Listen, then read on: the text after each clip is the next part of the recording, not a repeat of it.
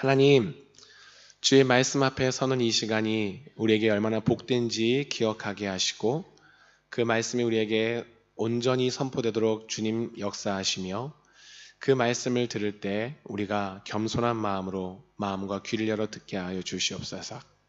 우리에게 지혜가 없어서 때로는 그 말씀을 들어도 깨달을 수가 없습니다.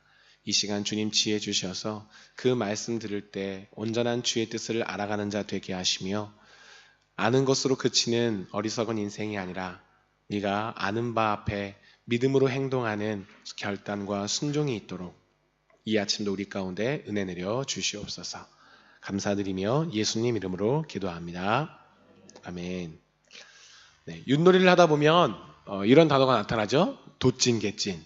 그래서 도가 나와도 별거 없고 개가 나와도 별거 없을 때, 혹은 도가 나와도 좋고 개가 나와도 좋을 때, 그럴 때 이제 도찐 개찐이다 이런 말을 이제 쓰게 되어지죠.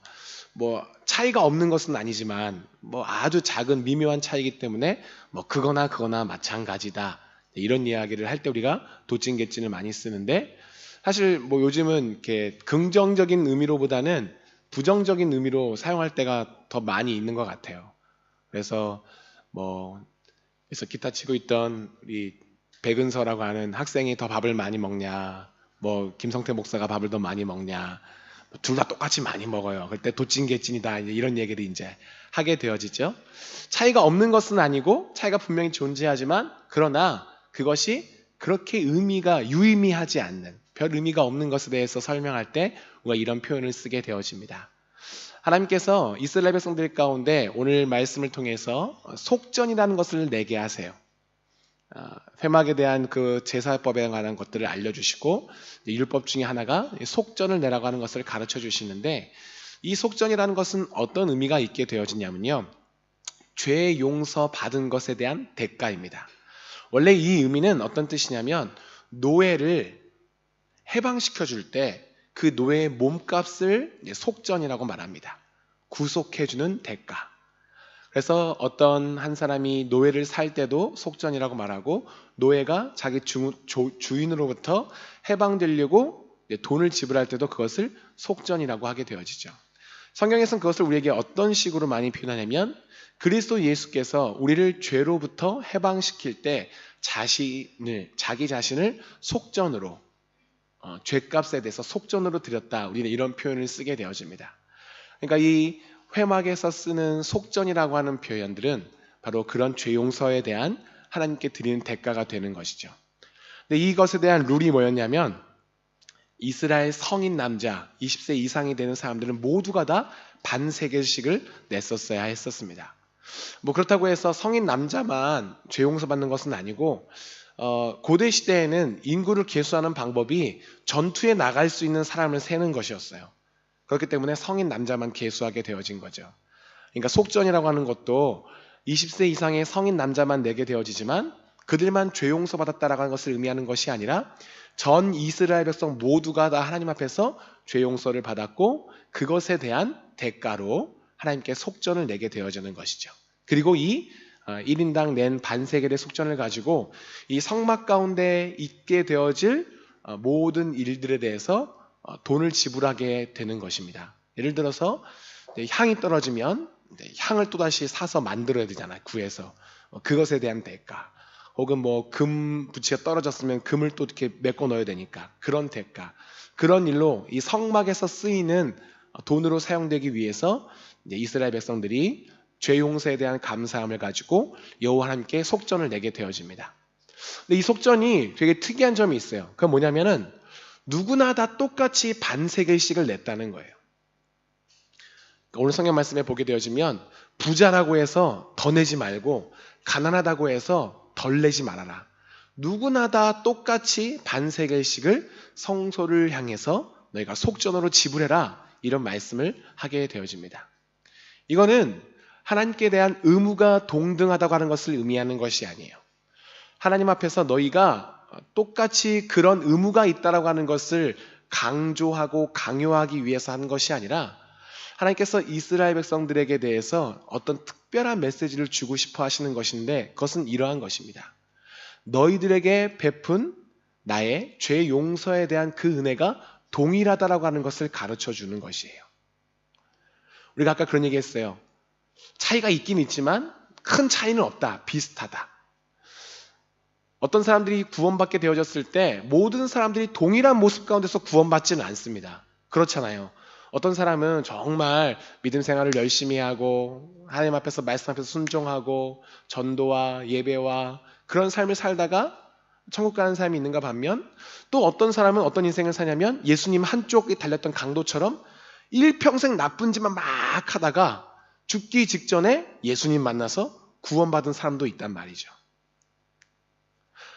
우리는 그렇게 보게 되어지면 한 사람은 굉장히 죄를 별로 짓지 않고 하나님 앞에서 착한 사람으로 살았고, 한 사람은 굉장히 나쁘고 못된 인생을 살아서 죄의 무게가 더 무겁다고 생각할 수 있어요. 그러나 성경에서 우리에게 이 속전이라고 하는 것을 통해서 보여주는 것은, 너희들 눈에 볼 때에는 그럴 수 있다. 너희들 눈에 볼 때에는 큰 죄가 있고 작은 죄가 있고 무거운 죄가 있고 가벼운 죄가 있을 수 있겠으나, 내가 너희들에게 주는 그 죄 용서의 은혜와 죄 용서에 대한 그 놀라운 사랑은 모든 이들에게 동일하다라는 것을 보여주시는 것이요. 그래서 부자라고 해서 돈을 더 많이 내거나 가난하다고 해서 돈을 적게 내지 말라고 말씀하신 거예요. 물론 우리의 인생 가운데 하나님께서 받은 그 은혜대로 살아가게 되어질 때 때로는 우리가 더 큰 죄를 지을 때도 있고요, 더 작은 죄를 지을 때도 있습니다. 세상에서도 그렇잖아요. 일반 절도가 있고 특수 절도가 있잖아요. 하나님의 율법 가운데서도 우리가 충분히 그것을 짐작할 수 있습니다. 10계명을 우리가 배웠죠, 지난번에.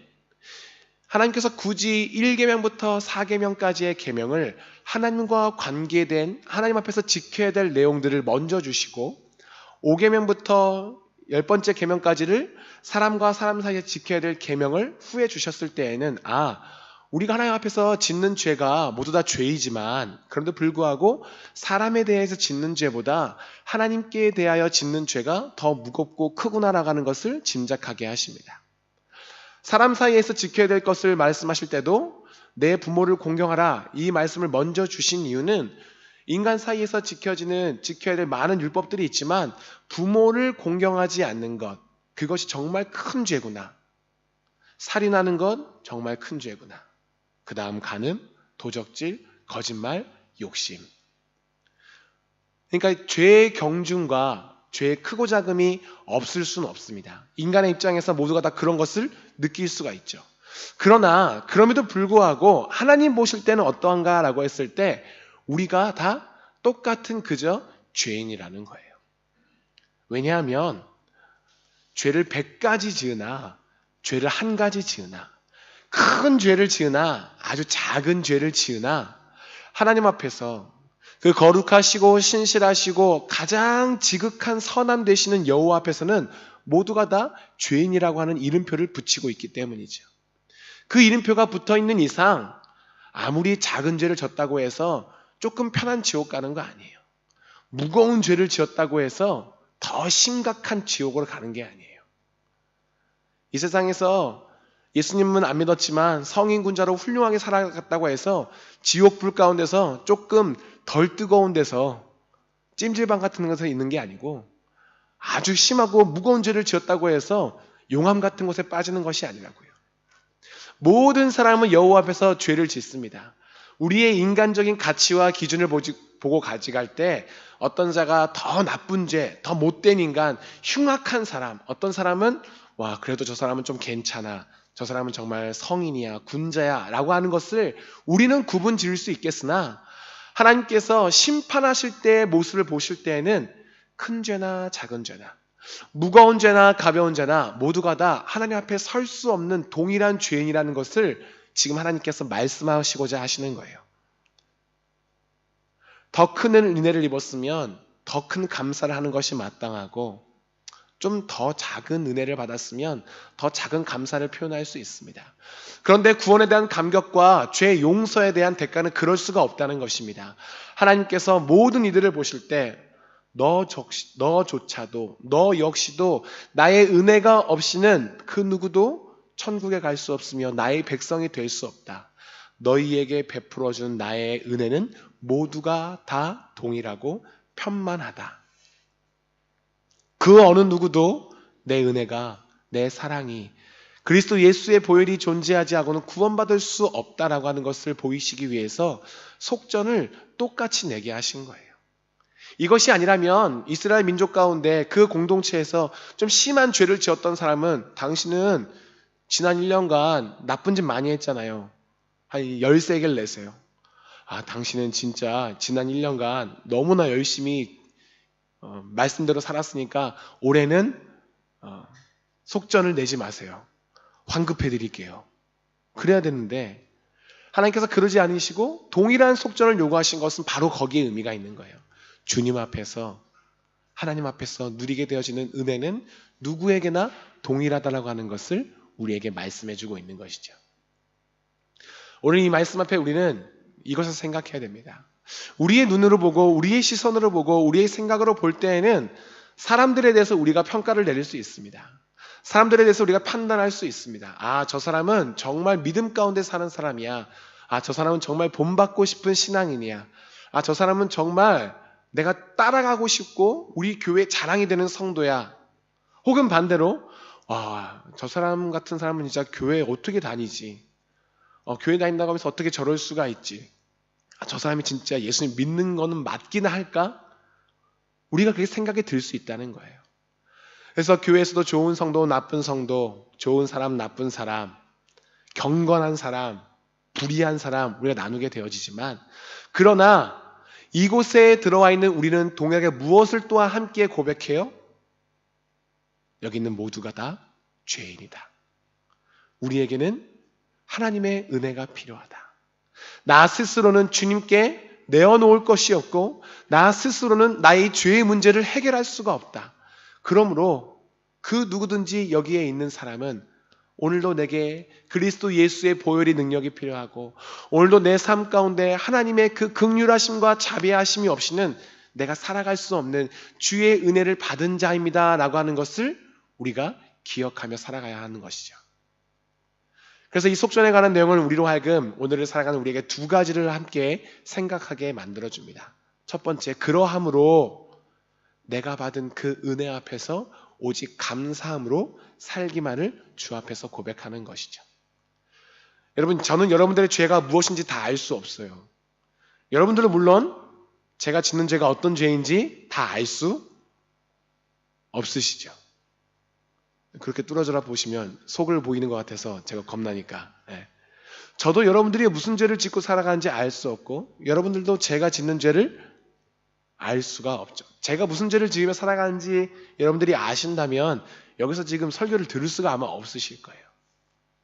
누구에게나 그러므로 하나님, 나 같은 이 죄인에게도 하나님의 그 은혜를 거두지 아니하시고 동일한 긍휼함과 자비하심과 죄 용서함으로 내 삶 가운데 나를 돌보아 주시니 감사합니다.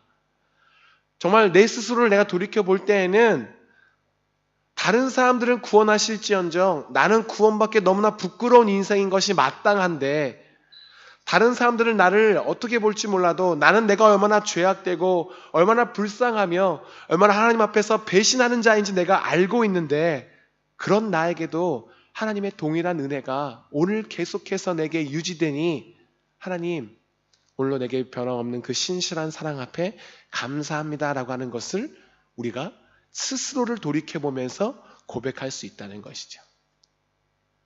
두 번째는 무엇이냐면 이러한 것이에요. 나 자신을 보는 모습이 그러하듯이 옆에 있는 사람들을 볼 때도 동일한 고백과 마음이 우리에게는 필요합니다. 다른 사람들을 보면서 판단하는 것, 비판하는 것, 정죄하는 것은 우리가 할 몫이 아닌 것이죠.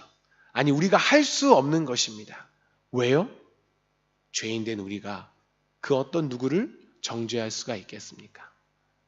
그들에게도 그 옆에 사람에게도 그리스도 예수의 피가 있었고 주님께서 그들도 사랑하셨고 주님께서 그들에게도 나에게 주셨던 은혜를 동일하게 주셔서 하나님의 자녀 삼으셨고 주의 백성으로 살게 하셨고 주의 일을 맡겨주셨다는 것을 우리가 기억한다면 우리가 사람을 보면서 그들을 판단한다는 것은 하나님께서 감히 원치 않으시는 것이 되겠죠.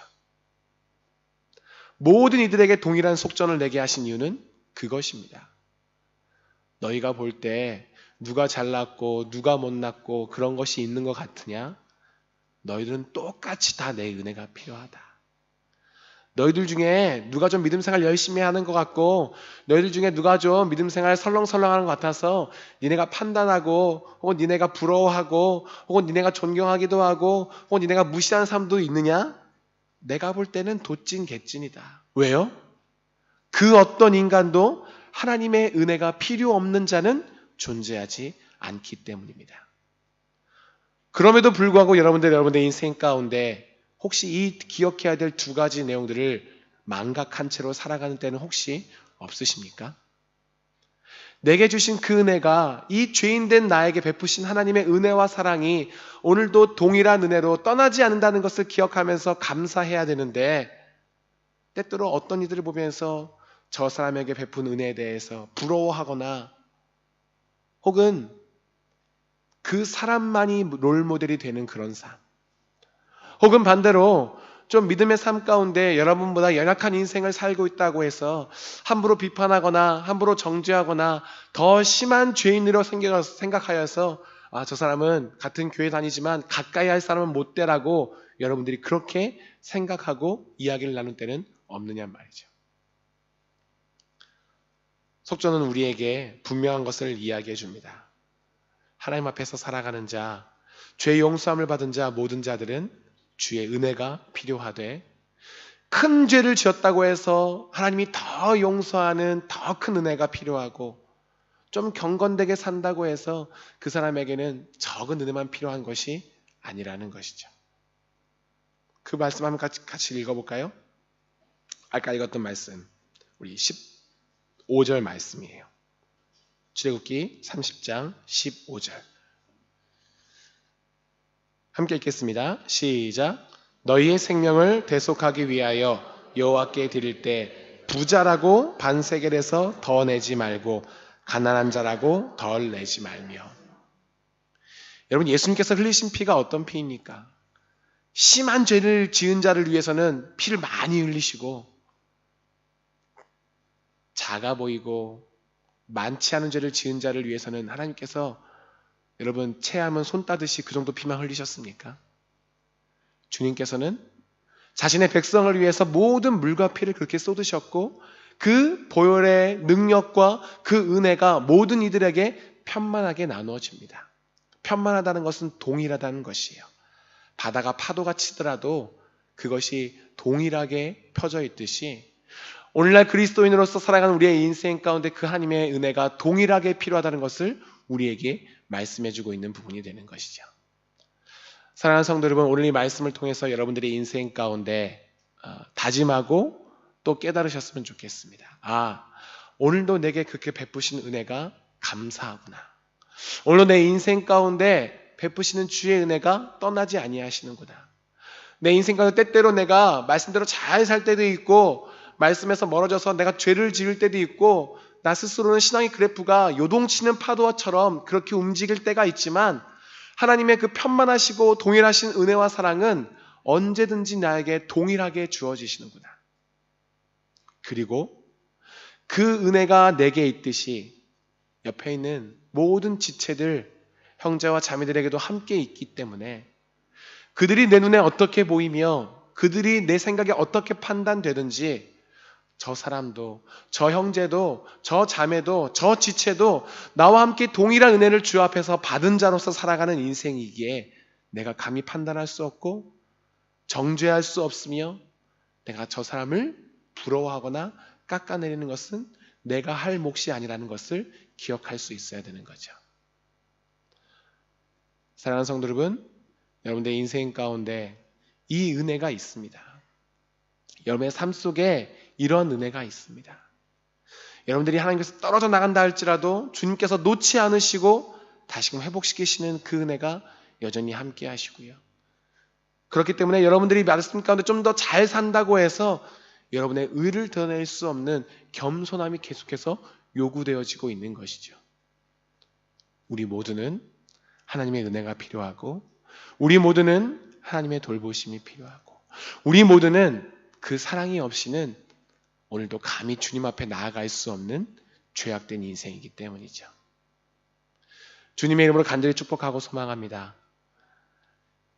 죄악된 육신을 입고 살아가는 그때까지는 우리 모두 다 그 연약함 가운데서 벗어날 수가 없어요.